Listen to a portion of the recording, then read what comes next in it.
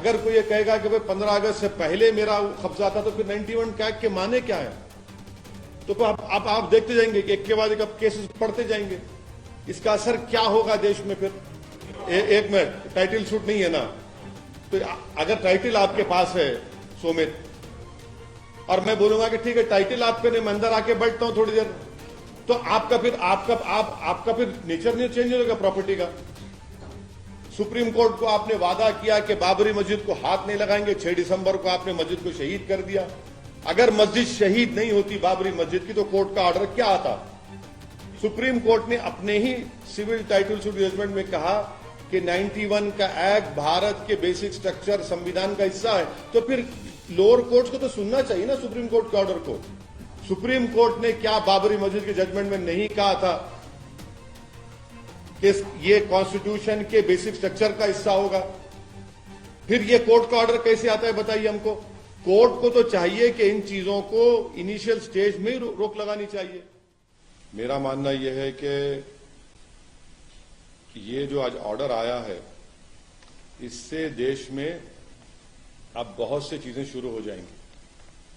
हर कोई जाकर ये कहेगा कि नहीं नहीं, 15 अगस्त 1947 से पहले से हम यहां पर थे, तो फिर 1991 का जो places of religious worship act है वो तो उसका मकसद ही फेल हो जाता है,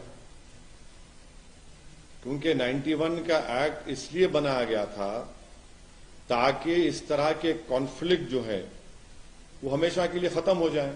मगर आज के ऑर्डर के बाद ऐसा लगता है कि फिर अब ये लिटिगेशन शुरू हो जाएगा इन तमाम इश्यूज के ऊपर, और हम दोबारा 80 और 90 के दहे में वापस जा रहे हैं। फिर इससे अगर खुदा ना खास्ता अगर हम 80 और 90 के दहे में वापस चले जाएंगे तो ये हर जगह पर एक डिस्टेबलाइजिंग इफेक्ट पैदा हो जाएगा। तो ये हम तो उम्मीद कर रहे थे कि कोर्ट इस तरह के इश्यूज को, जैसे अंग्रेजी में कहते हैं कि they will nib it in its but, मगर अब लगता है कि इस तरह का लिटिगेशन अगर आगे बढ़ेगा तो फिर ये उसी रास्ते पर जा रहा है जो बाबरी मस्जिद का लीगल इशू गया था। अब आप बोलेंगे नहीं नहीं टाइटल नहीं है, वहां पर ऐसा करने की इजाजत दी जाए। अरे भाई तो फिर कैसा होगा ये? अच्छा, और आप इस बात को समझिए कि ये जो नरेंद्र मोदी भारत के प्रधानमंत्री ने जो बड़ी मंदिर का इनॉग्रेशन किया था ना अभी साल 1.5 साल पहले, क्या आप लोगों को मालूम है कि प्लॉट नंबर 93, 94 एक्सचेंज किया गया मुसलमानों से? नहीं, इसकी बात कर रहा हूं मैं, इसी काशी की मंदिर की बात कर रहा हूं। प्लॉट नंबर 93, 94 को मुसलमानों से एक्सचेंज किया गया। एक प्लॉट लेकर दूसरा घर दिया गया। तो जब एक्सचेंज होता है तो मालिक से होता है ना, मालिक से एक्सचेंज कर रहे हो और आप आज ही ऑर्डर आ रहा है। ये जो प्रधानमंत्री ने जो इनॉग्रेशन किया, जो पूरे उसको बताया कि मॉडर्नाइज किया गया, उसको तोड़ा गया, बनाया गया, एक्सचेंज हुआ है प्रॉपर्टी का। अब इसको क्या बोलेंगे? और उसके एक्सचेंज के रजिस्टर्ड डॉक्यूमेंट्स हैं, रजिस्टर्ड डॉक्यूमेंट्स हैं। आप बोल रहे हैं कि ये बात कैसी कहते हैं फिर आप? दूसरी बात ये है कि 1883-84 का खसरा है जिसमें लिखा गया प्लॉट नंबर 9130, ये प्लॉट नंबर 9130 है, उसमें उर्दू में लिखा है कि मकबूज अहले इस्लाम मस्जिद। तीसरी बात आप देख लीजिए कि ये जो है प्लॉट नंबर 9130 26 फरवरी 1942 को वक्फ का गजट इशू हुआ था। 1942 को 1942 26 फरवरी वक्फ गजट इशू हुआ था कि ये मस्जिद वक्फ है। दूसरा एक केस हुआ था 1936 का जिसका दीन मोहम्मद वर्सेस स्टेट, 1937 में जजमेंट आया। जजमेंट में कहा गया कि मस्जिद के नीचे की जमीन, घर, नॉर्थ और साउथ पे पूरा वक्फ है। अब इससे बड़ा आपको मैं 3 सबूतें दे रहा हूं। फिर ऊपर से 91 का एक्ट है। अगर कोई ये कहेगा कि भाई 15 अगस्त से पहले मेरा कब्जा था तो फिर 91 का एक्ट के माने क्या है? आप तमाम जिम्मेदार हैं। माने जितने यहां पर जर्नलिस्ट बैठे हैं, जो जब बाबरी मस्जिद का जजमेंट आया था, उन आप तमाम था कि देखिए ये जजमेंट जो बाबरी मस्जिद का आया है अब और मुश्किलात पैदा हो जाएंगी, क्योंकि फेथ के ऊपर जजमेंट दिया गया था। अब 91 का एक्ट है और सुप्रीम कोर्ट ने बाबरी मस्जिद जजमेंट में कहा कि भाई जो माजी में जो कुछ भी था उसको हम खोलेंगे नहीं। 15 अगस्त 1947 को जो था वही रहेगा।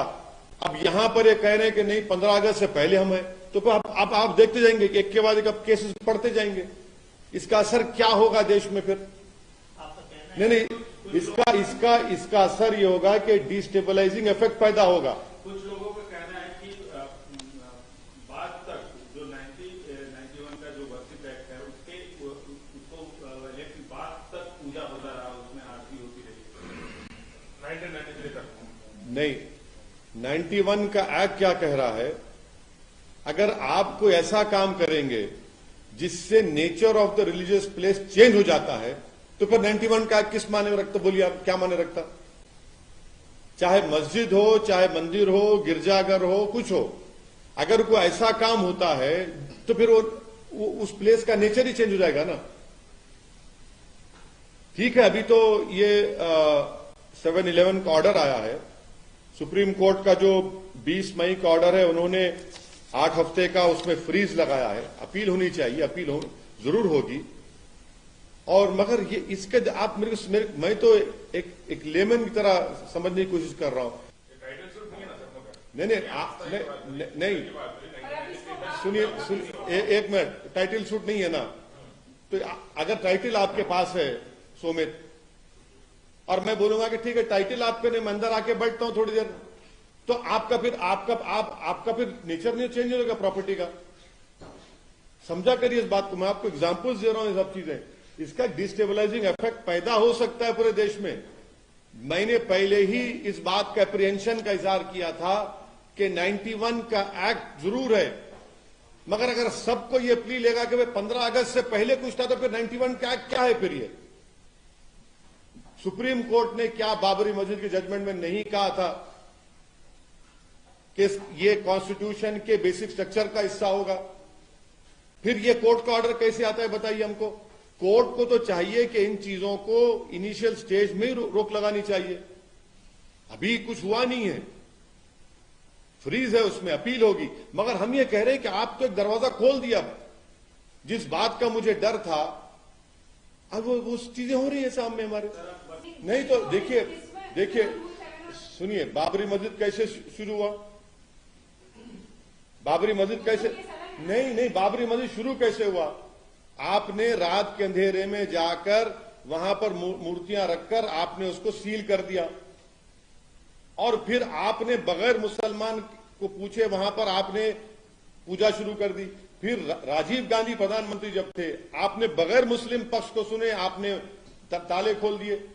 सुप्रीम कोर्ट को आपने वादा किया कि बाबरी मस्जिद को हाथ नहीं लगाएंगे। 6 दिसंबर को आपने मस्जिद को शहीद कर दिया। अगर मस्जिद शहीद नहीं होती बाबरी मस्जिद की तो कोर्ट का ऑर्डर क्या आता? ठीक है, कोर्ट का सुप्रीम कोर्ट का ऑर्डर आ गया।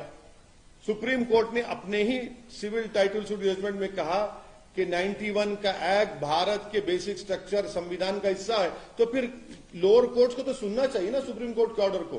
सर, तो इस फैसले से ये जो आया है उससे एक आम मुसलमान डिसअपॉइंटेड हुआ है, आप डिसअपॉइंटेड? बिल्कुल सेटबैक है ये सेटबैक है।